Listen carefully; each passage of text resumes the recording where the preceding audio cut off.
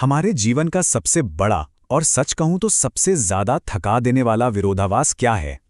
वो है एक ऐसी लड़ाई जो हम हर दिन लड़ते हैं। हर एक चीज को, हर सिचुएशन को कंट्रोल करने की जद्दोजहद बनाम ये संभावना कि क्या पता इस ब्रह्मांड की कहानी पहले से ही लिखी जा चुकी है। हम लगातार भाग रहे हैं, सब कुछ अपनी मुट्ठी में करने की कोशिश कर रहे हैं। लेकिन जरा रुक कर सोचिए, क्या सच में जिंदगी का स्टीयरिंग व्हील हमारे हाथ में है? क्या इंसान सच में अपनी नियति खुद लिखता है, या फिर हम बस एक पहले से तय की गई यात्रा के मुसाफिर हैं? ये कोई नया सवाल नहीं है। आज से 5000 साल पहले ही भगवान श्री कृष्ण ने इस गहरे रहस्य को सुलझा दिया था। और आज के इस एक्सप्लेनर में हम इसी डीप स्पिरिचुअल साइकोलॉजी को डिकोड करेंगे। तो सबसे पहले समझते हैं इस भ्रम को, नियंत्रण का भ्रम, या कह लें इल्यूजन ऑफ कंट्रोल। आज एंग्जाइटी, बर्नआउट और डिप्रेशन एक महामारी बन चुके हैं ना, है ना? क्यों? क्योंकि हम इस इल्यूजन ऑफ कंट्रोल के शिकार हैं। हमारी रोजमर्रा की असलियत को देखिए। हम 10-10 साल आगे की प्लानिंग करते हैं, दिन रात हसल करते हैं, अपने माइंड को स्ट्रेस में डालते हैं। लेकिन फिर कोई अप्रत्याशित घटना आती है, कोई महामारी, कोई आर्थिक मंदी या कोई पर्सनल क्राइसिस, और सब कुछ ताश के पत्तों की तरह बिखर जाता है। उस पल हमें गहराई से महसूस होता है कि इस विशाल ब्रह्मांड में हमारी शक्ति कितनी सीमित है। फिर भी हमारा अहंकार, हमारा ईगो ये भारी बोझ ढोता रहता है कि मैं ही करता हूं, मैं ही सब कर रहा हूं। और सच मानिए, यही एक भ्रम हमारे सारे मानसिक तनाव की जड़ है। इस पूरे कंसेप्ट को आसानी से समझने के लिए मैं आपके साथ एक बहुत ही कमाल की साइकोलॉजिकल एनालॉजी शेयर करता हूं, अम्यूजमेंट पार्क की थ्योरी। इमेजिन कीजिए, एक अम्यूजमेंट पार्क में एक बच्चा टॉय कार में बैठा है। कार में एक प्लास्टिक का स्टीयरिंग व्हील है। अब जब वो कार लेफ्ट मुड़ती है तो बच्चा पूरे जोश में स्टीयरिंग को लेफ्ट घुमाता है और सोचता है, वाह मैंने मोड़ा। जब राइट मुड़ती है तो सोचता है, मैंने राइट मोड़ दिया। लेकिन असलियत क्या है? असलियत यह है कि वो कार नीचे एक छिपे हुए इलेक्ट्रिक ट्रैक पर चल रही है। उस बच्चे के हाथ में जो स्टीयरिंग है ना, वो सिर्फ एक खिलौना है जो उसे कंट्रोल का एक झूठा लेकिन बहुत ही रियल लगने वाला एहसास दे रहा है। और यही रूपक बिल्कुल सटीक तरीके से हमारी और आपकी जिंदगी को दर्शाता है। हम सब बिल्कुल उस बच्चे की तरह हैं। हमारा ये भौतिक शरीर और ये लगातार ओवरथिंकिंग करने वाला दिमाग, ये असल में एक बहुत ही कॉम्प्लेक्स मशीन है। और हम केवल इस मशीन पर बैठे यात्री हैं जो ब्रह्मांड के एक बहुत बड़े और शक्तिशाली ट्रैक पर दौड़ रही है। हमारा जो ईगो है ना, वो वही प्लास्टिक का स्टीयरिंग व्हील है जो हमें इस भ्रम में रखता है कि हम सब कुछ चला रहे हैं। तो फिर सवाल यह है कि इस मशीन को चला कौन रहा है? चलिए इस डिवाइन मशीन के राज को डिकोड करते हैं। इस रहस्य का जवाब मिलता है भगवद गीता के 18वें अध्याय के इस बेहद शक्तिशाली श्लोक में। ध्यान से सुनिएगा। ईश्वरः सर्वभूतानां हृदेशे अर्जुन तिष्ठति, भ्रामयन् सर्वभूतानि यंत्रारूढ़ानि मायया। ये कोई साधारण बात नहीं है। ये प्राचीन श्लोक आधुनिक मनोविज्ञान से कहीं ज्यादा गहरा है। अगर इसे समझ लिया तो इंसान का सारा झूठा अहंकार मिट्टी में मिल जाता है और एक गहरी शांति का अनुभव होता है। ये श्लोक रियलिटी के 3 सबसे बड़े पहलुओं को खोलकर रख देता है। पहला, यंत्रारूढ़ानि मायया।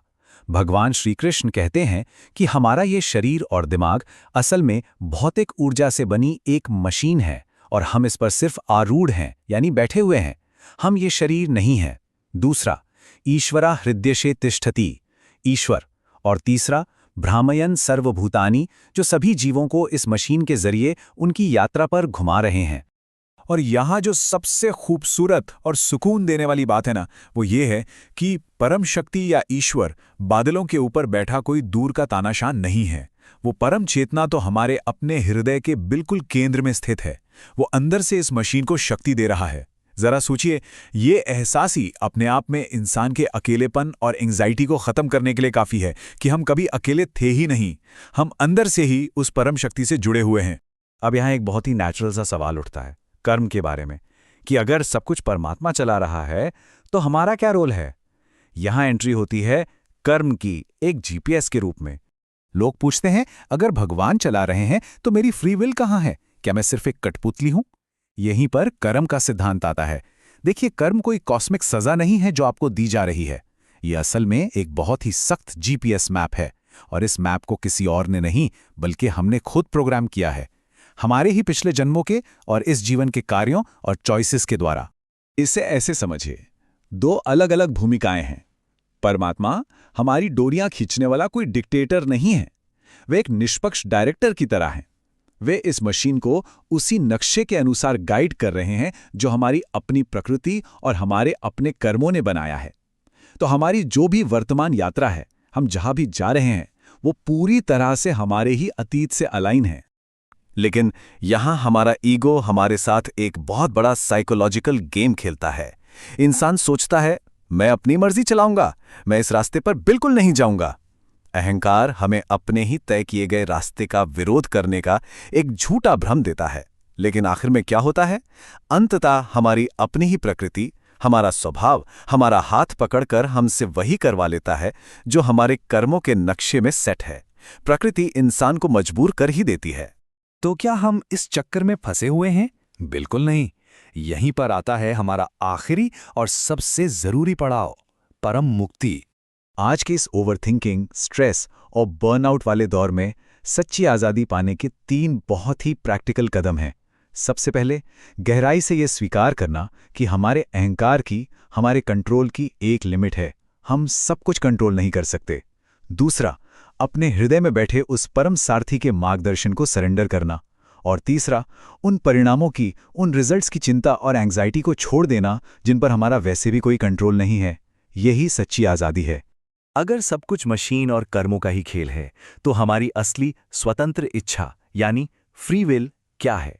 हमारी इकलौती और सबसे बड़ी फ्री विल है समर्पण का चुनाव, सरेंडर करने की चॉइस। जिस पल हम जिंदगी के उस प्लास्टिक वाले स्टीयरिंग व्हील को छोड़ देते हैं ना, तो हमारे अंदर चल रही वो थका देने वाली लड़ाई हमेशा के लिए खत्म हो जाती है। अपनी चेतना को भीतर बैठे उस दिव्य प्रकाश के साथ अलाइन कर देना ही परम शांति है। अंत में मैं आपको एक ऐसे सवाल के साथ छोड़ना चाहता हूं जो पूरे मानव जीवन को डिफाइन करता है।